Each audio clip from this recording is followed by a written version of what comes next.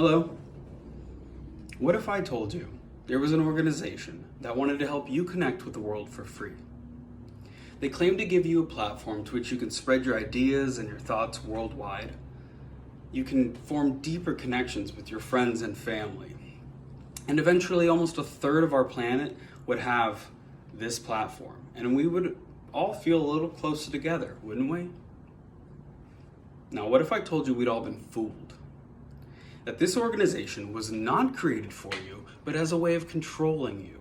And what was first masqueraded as a free service has now become such an instrumental part of your daily life, it almost feels addictive. Over time, our thoughts become not our own, and our behavior and social skills are altered, and we are none the wiser to this plot of global domination.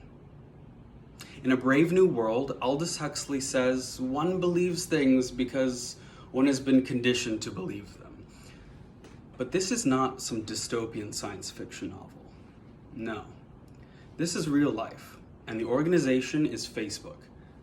That is why today, I want to plead with you to delete your Facebook account by first telling you the ways it has negatively impacted your mental health, second, detailing how Facebook has been used as a propaganda machine, and finally, telling you how Facebook has gathered and abused your personal information. So the first reason you should delete your Facebook account is for the sake of your mental health. Now, a review study from Nottingham Trent University looked back over the research from psychological characteristics of social media use, and the authors conclude that from a clinical psychologist perspective, it's actually plausible to speak specifically of a Facebook addiction disorder. That's because the criteria of addiction, neglect of personal life, mental preoccupation, escapism, all of those appear to be present in somebody who uses Facebook excessively. It's also a time waster. It's estimated that North Americans spend up to an average of 58 minutes a day on Facebook, and that number is expected to grow. And the World Health Organization estimates that the average lifespan of a North American is 78 years? So that means if we do the math, you will have spent an average of 1 year and 7 months total of your life on Facebook alone. Now, if you had a year and a half or more added to your life, what would you spend that time on? Because I certainly wouldn't spend it scrolling. And also, comparing our lives with others is mentally unhealthy because it makes us feel isolated. And part of the reason Facebook makes people feel socially isolated, even though they may not actually be, is because of this comparison factor. We fall into a trap of comparing ourselves to others as we scroll through the feeds and we make judgments about how we measure up.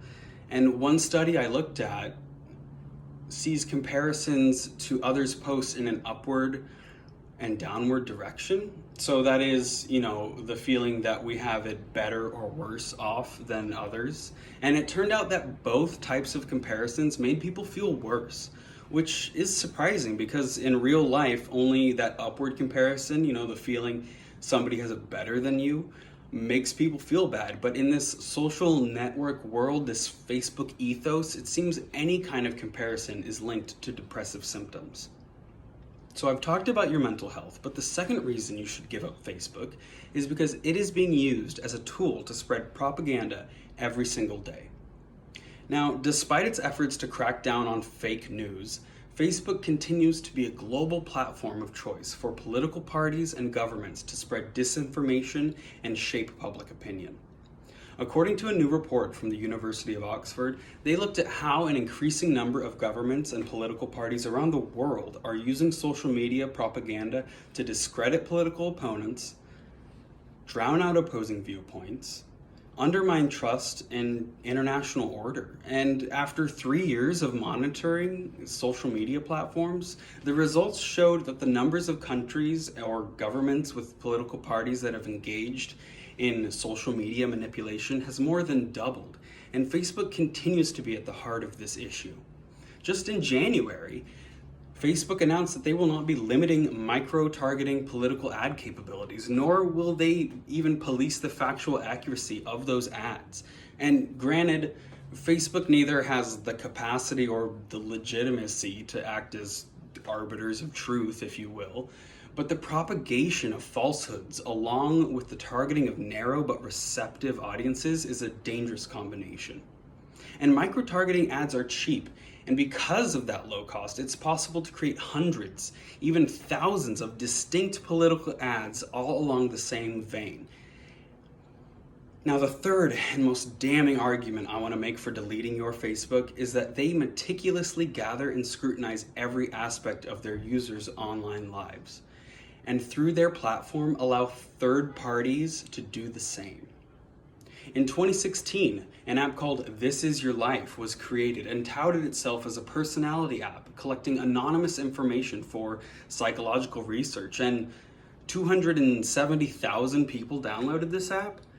It required people to agree to the terms and conditions as a normal app does, but it also asked for access to their Facebook before granting them access to the features of this new app. And that act of granting access to Facebook then allowed this malicious app to not only gather every like, dislike, every comment, every interaction that was ever made, but it also gathered their friends' information as well. So this equaled millions of people's information harvested without their knowledge. And all of that info was packaged together and sold to none other than a company called Cambridge Analytica.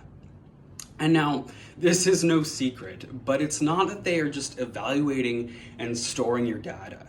No, it's what they're doing with that information is what really gives me pause.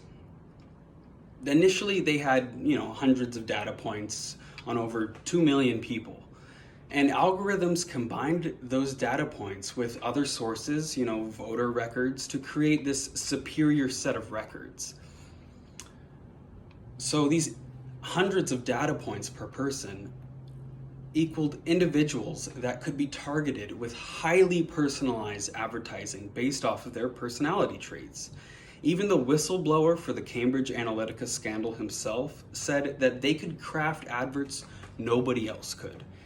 A neurotic, extroverted, and agreeable Democrat could be targeted with a radically different message than an emotionally stable, introverted, and intellectual one, each designed to suppress their voting intention.